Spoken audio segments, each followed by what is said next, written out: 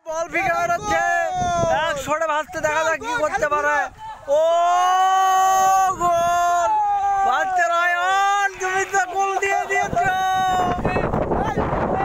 ও বাচ্চা রায়হান গোল করে দিয়েছে।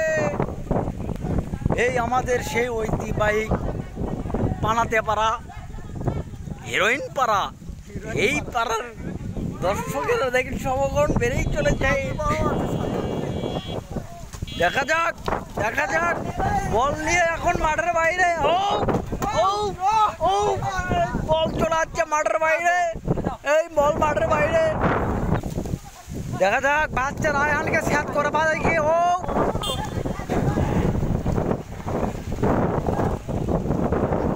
এ বাচ্চা রায়হান, এ চেহারা তখনকার মতো গোল হবে।